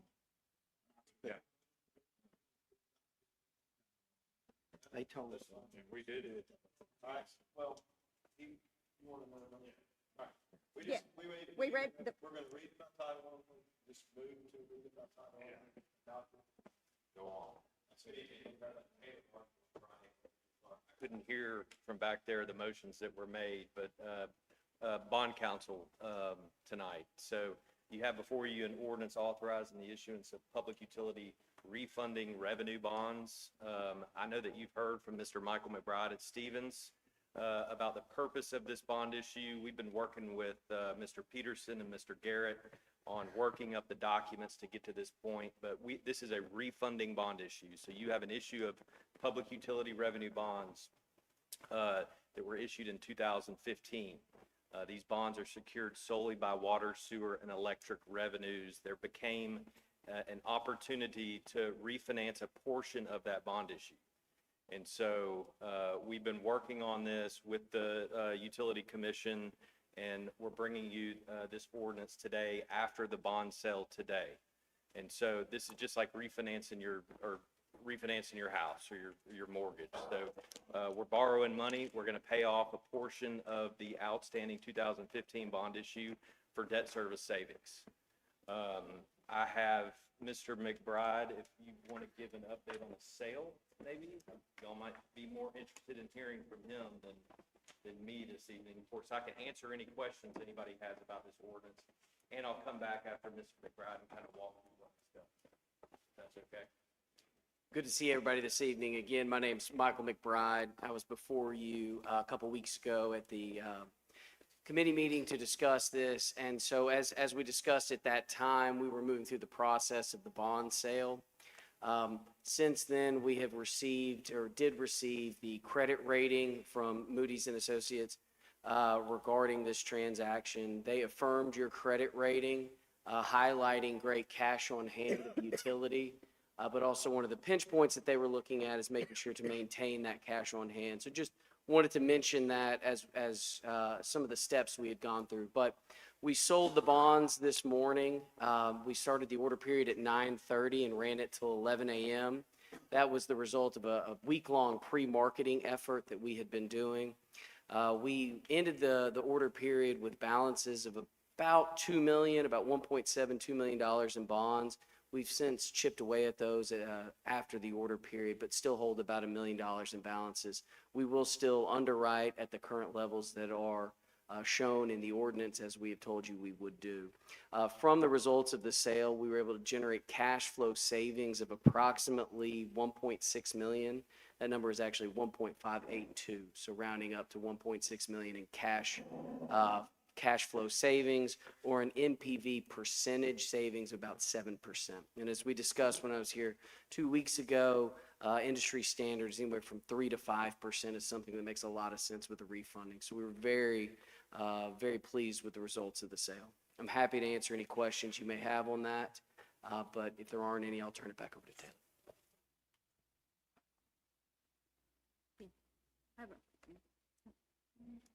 I need to, yes, okay. I need to read back title. Ordinance number 27 of 2026, an ordinance authorizing the issuance and sale of public utility refunding revenue bonds to refund outstanding bonds, providing for the payment of the principal and interest of bonds, prescribing other matters relating thereto, and declaring an emergency. All right. Any questions or comments? So just to make clear, this is the last official action that this council has to take for us to move forward with this bond issue. So it does, in addition to that, it authorizes a few of the contracts that are necessary and required for a bond issue of this nature. And it ratifies, as Mr. McBride said, they've been marketing these bonds for the last week, so it ratifies what we call the preliminary official statement that we use to market the bonds. It approves a bond purchase agreement with Stevens Inc., whereby they're agreeing to purchase your bonds, as you just heard, and you're agreeing to sell your bonds to Stevens. It authorizes the execution of a continuing disclosure agreement, which is required by federal securities laws, whereby you're going to continue to, as you have been doing in the past, continue to provide your bondholders with ongoing disclosure on an annual basis going forward. These bonds are going to be insured by Assured Guarantee, Inc., which is a national bond insurance company. It's the same bond insurance company that insured your 2015 bond issue. So they step back up and they're willing to issue an insurance policy on this bond issue as well. You should have before you a redlined version of the ordinance. The redlined is the blanks that we were able to fill in today after the bond sale.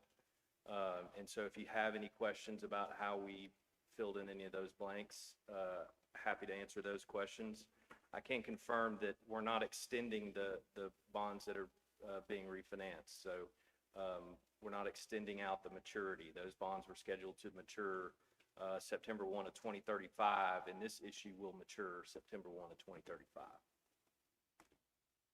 Just out of curiosity, who signs those contracts on the behalf of the city of Benton? Is that, or somebody at the utilities, the mayor signs those? The mayor signs those documents. There are a few that the utility commission does sign in addition to the mayor, but the mayor has the authority and the statutory responsibility to execute those documents.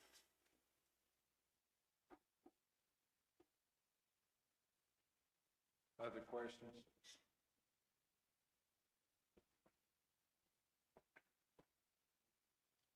Trevor Valines? Steve Lee? Jeff Ham? Frank Baptist? Steve Brown? Ian Spencer Cole? Evelyn Reed?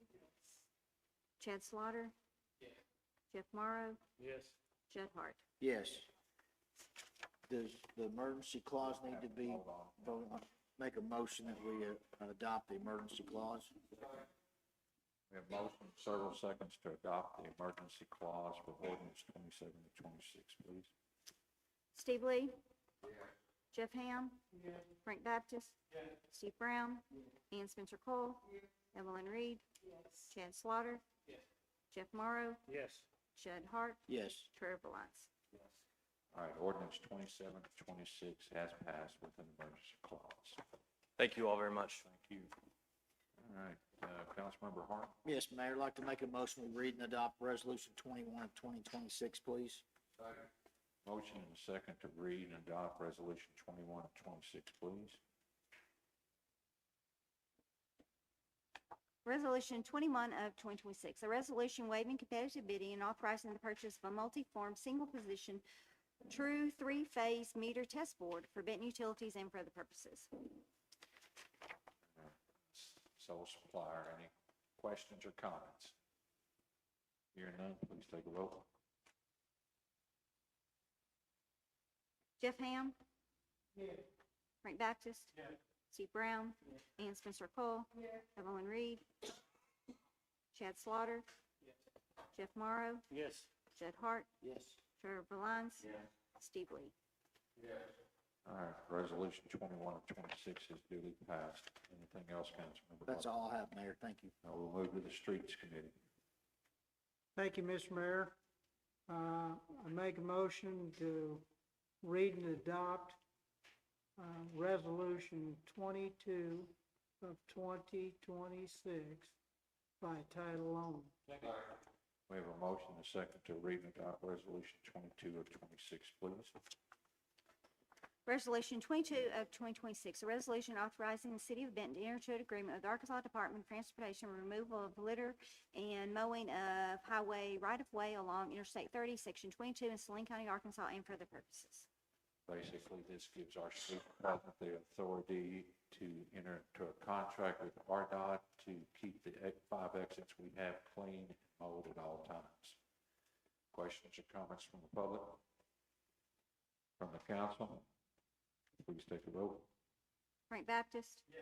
Steve Brown. Ann Spencer Cole. Evelyn Reed. Chad Slaughter. Jeff Morrow. Yes. Judd Hart. Trevor Valines. Steve Lee. Jeff Ham. Yes. All right, resolution 22 of 26 is duly passed. Okay, Mr. Mayor, I have Resolution 23 of 2026. Make a motion to read and adopt by title only. Motion is second to read and adopt resolution 23 of 26, please. Resolution 23 of 2026, a resolution accepting the lowest responsive and responsible bid and awarding a contract to J-Con Inc. for construction of a street department equipment shed, authorizing the mayor to execute the contract and related documents and for other purposes. This is the ice collapse shed that we need to replace to protect our equipment. Any questions or comments from the public, from the council? Mayor, this was covered by insurance. Insurance covered it, yes. Any other questions? All right, please take a vote. Steve Brown. Ann Spencer Cole. Evelyn Reed. Chad Slaughter. Jeff Morrow. Judd Hart. Trevor Valines. Steve Lee. Jeff Ham. Yes. Frank Baptist. All right, resolution 23 of 26 has passed. All right, any public comments? There's only one lady left. Would you like to make a comment, ma'am? Okay, thank you. I just want to remind everyone this Thursday, the senior fish fries happening at 11 o'clock at the senior center. You can get your tickets down there for $20. There's a special recognition of the Courier for 150 years of being in business in the city of Benton at the Cure at 4 p.m. So join us for that. And if you want to join Kiwanis, they'll be meeting here at the council chambers at 5 o'clock. Remember that during the month of May, we voted to move the council meeting up to the 18th because of Memorial Day is on the 4th Monday. So it'll be a quick turnaround next week. All right, hearing nothing or seeing nothing else, we're going to adjourn this meeting.